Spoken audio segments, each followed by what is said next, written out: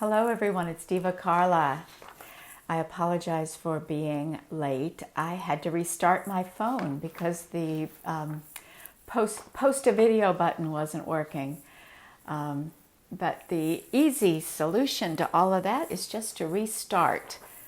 And you know, that's kind of what we got going on right now, a new moon. Every new moon gives us an opportunity to press the restart button. The new moon is the crone moon, or the days leading up to the moon when it's a thin crescent just before the sun rises, and it's the old moon, the wise moon. And it's interesting, she's holding, can't see my hand, but with the sun here and the moon here, she's holding all that wisdom. She's turned around. The light is shining towards the other side, away from the earth. And you can just see the thin crescent, and it puts one in mind of the chalice, the vessel, the cauldron. And so we contact the crone energy when we contact the new moon and pay attention to where she is and how we feel and what she's telling us on the days leading up. And so we are about 20 hours from the exact moment of new moon in Pisces. So they're up there in the sky together. And it's so, what astrology this is. I'm going to show you. There's all my notes and the lines.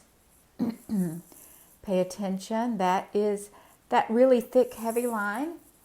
That is a quadruple conjunction in Pisces. The moon, the sun, Vesta, and Neptune.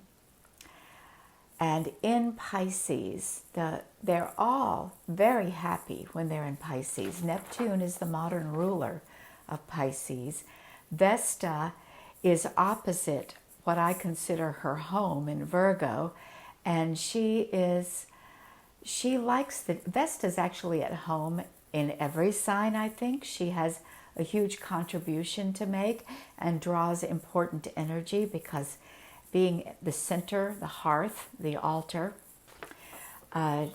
she fits everywhere. And here beside Neptune, and when I saw that, it took me a while to figure out what was going on. And I said, oh man, this is a real opening for meditation, for healing, for change.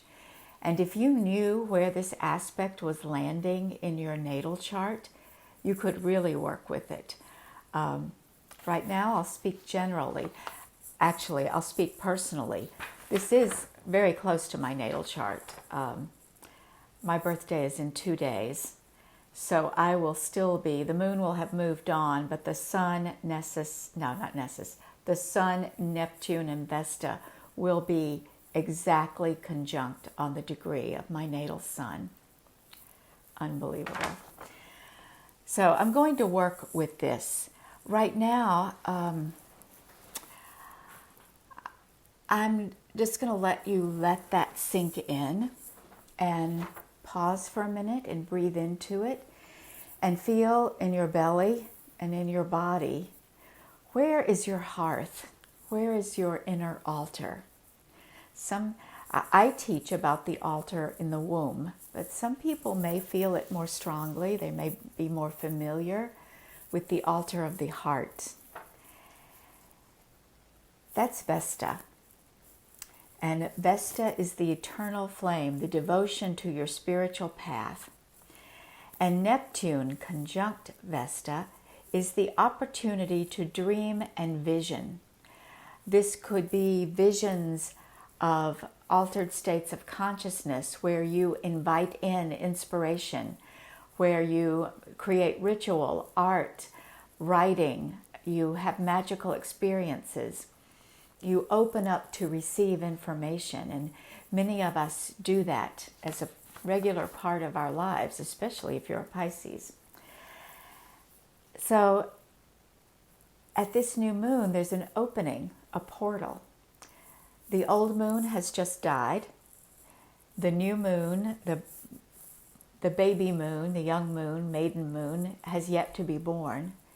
And there is this empty space, this moment where we can tap into all of the ancientness.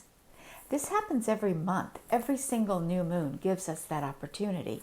In Pisces, we tap into oceanic depths and galactic. As far deep as we can go is as high as we can go. And so Vesta, grounding this energy on the hearth of devotion and sacred commitment, sacred presence, and Neptune reaching in the ocean, into the galaxies, bridging the worlds as Neptune does. Poseidon is another name for Neptune. So he rides his sacred horses and brings the waves rushing to the shore. And he governs the imagination, vision, dreams, and also illusions, delusions, art, the inspiration for art, the inspiration for nightmares, the shadow and the light of Neptune, and they get all rolled in together. Neptune is a wonderful shadowy planet where we can dive in with our eyes wide open and we don't even know what we're touching. So ground in Vesta and open wide to receive Neptune. And let that Vesta grounding create a situation where you can trust yourself. You can trust yourself to receive what you need to receive the vision of your next month, of your next year. What are you going to make next? What does your mission require of you? That's Vesta and Neptune together. And this aspect is so important that I've had the inspiration to offer a healing session around it. So tomorrow, the new moon is at 11:04 a.m. Eastern Time. And I'm going to be in my group, the Womb Wisdom Portal. And I will be doing a womb centering, womb healing session, for 20 minutes to half an hour or so, where you can open up that space. You can get in touch with your inner altar and reach in, bring your intentions to Neptune and ask to receive the gifts of Neptune. So that's happening in my group. If you're not a member of my group, you can see a link. It's up on the right hand at the top, just right up under the banner on my page. It says visit group. And I'll also put a link in the comments. So find Womb Wisdom Portal and show up there tomorrow. I'll come on live between probably at about 10:45 and just get ready, and then we'll do some healing and it will be wonderful. Charlie's leaving. I'm here in my sunroom where the world goes by in and out of the driveway. So that is the incredible gift of this new moon. Quadruple conjunction of moon, sun, Neptune, and Vesta. And then there's other things happening, and we always watch for what else is happening. So if you look at this, you will see, this is so much in Pisces, look at this. Oh, I better talk about Mercury. I'll get back to Mercury in a minute. This in Pisces, this is Nessus, who is making a T-square, a square to Juno in Gemini, and to Ceres, where is she? Ceres in Sagittarius. And, no, there we are, Ceres in Sagittarius. And Juno and Ceres are opposite each other. Now I have a story about that. it's fascinating that this is happening right now at this new moon, because it's giving you more information about what you can do with Vesta and Neptune. So if you saw on Saturday, I did a special Divine Feminine Astrology reading talking about the U.S. Nessus return. Nessus, for right now and for the next year and a half or so, is going to be moving back and forth over 9 degrees Pisces, which is where it was at the moment of the signing of the Declaration of Independence. And that is typically considered the birth chart of the United States. Nessus is the planet of the healing of the lineage, the healing of the old wounds, especially regarding matters of inappropriate touch, sex abuse, harassment, repression, any form that sex abuse can take. And I have a pretty wide scope for what I consider abuse. I think that we live in an abusive culture that has systemic abuse. It's gender repression, as well as just keeping people ignorant and keeping people locked away from health care around their sexuality, information around their sexuality, freedom around their sexuality is a form of abuse. So this is up for us in the world right now, certainly the developed world. So here we are. It started, it came, the planet landed on Saturday at 9 degrees Pisces, and be rolling back and forth with the retrogrades for a year and a half. Nessus is a very slow mover. And in the U.S. birth chart, the Sibley chart, there's another planet at 9 degrees Pisces, and that's Ceres. Ceres stands for the earth. She stands for nourishment, the great mother, the divine feminine, and the feminine mysteries without which there would be no life. And right now, at this new moon, square Ceres. So Ceres is an actor in this new moon energy. And then opposite Juno. Juno also had some important aspects in the Sibley chart. Opposite, I forget what she was opposite, Mars, I think. So here she is again in this new moon chart. She's opposite Ceres. Now Juno stands for, she is the queen of the gods, Jupiter's wife. And she stands for marriage and all of the issues that show up in marriage, everything from sacred sexual union of two people who are deeply in love and on the same page and having a sacred relationship, to jealousy, envy, breakup, anger, rage, manipulation, all the things that can happen, projection, massive projection. So she is here, and she also stands for social justice, especially around women and children. And she stands for feminine power and even money. When you think about money as an energetic power in the world, Juno stands for the feminine being the holder of money, the keeper of money, the maker of money. So Juno and Ceres they have a whole lot to do with each other. And right now they're in opposition. What does that mean? That means they feel like they can't reach each other. And they are both in square to Nessus. And a square is an aspect that says work needs to be done here. It means that we're going to have to take action to release this energy and take advantage of the energy. It's powerful energy.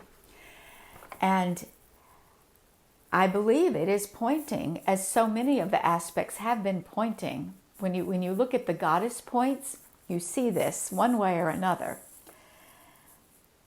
You see women stepping into power, women saying, if it's not good for women and children, it's not good for the country. We need to come first. If you want a thriving world, put the women and children first. Make them their benefit. The ones who are already born, I might add. Feed them, house them, clothe them, attend to their freedoms, treat them like human beings, give them power, listen to them when they speak. And when it comes to us elder women, give us the reins. We know how to take care of this country and this earth. You can learn a lot from us. Pay attention. And Gaia, the earth is desperate for men and women to restore their intimate relationship with her, to remember that we are of her. We are not in dominion over her. She is not, a supermarket for us to just dig everything off the shelf and fill our carts with, or our private bank to go with a big backhoe and dig up everything and sell it off.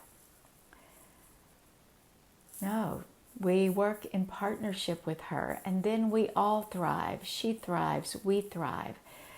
And right now, the situation with Nessus is we've had, well, let's say from the 250 years of the United States, that's been 250 years of devastation of other cultures of the earth. The United States has led the way. And it was starting before that. I mean, there is a United States because the Europeans were already doing it around the world.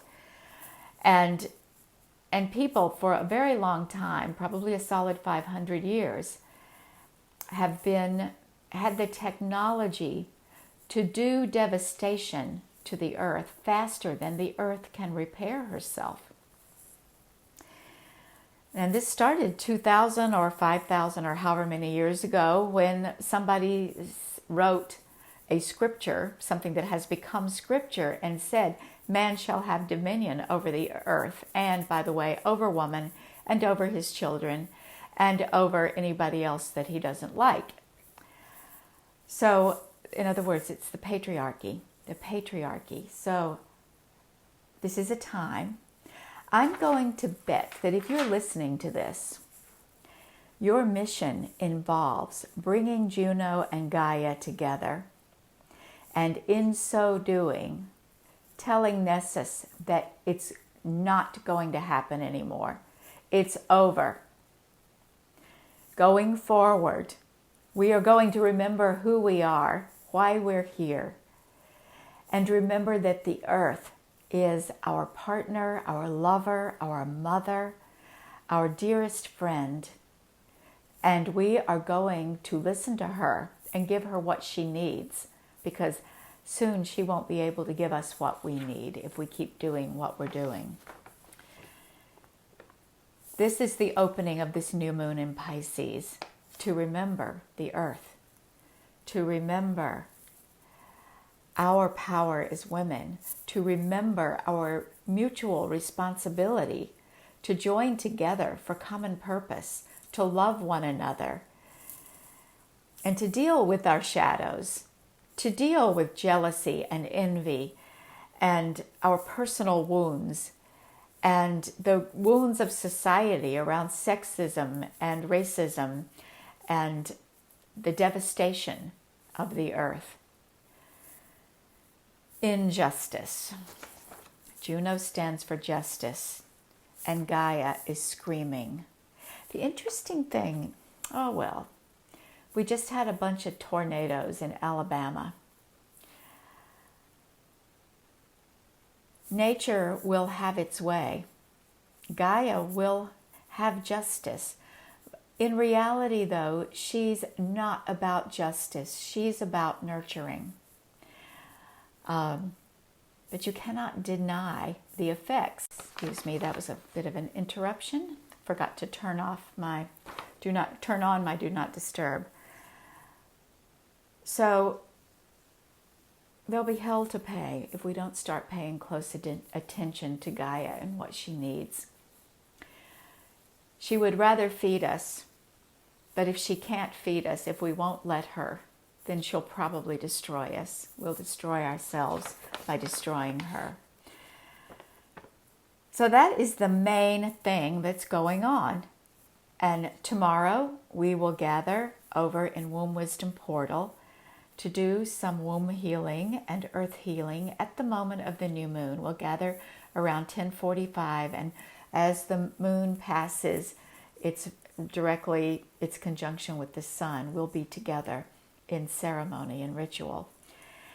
And I want to remind you that when you have if you'd like to know more about your role, what is your mission?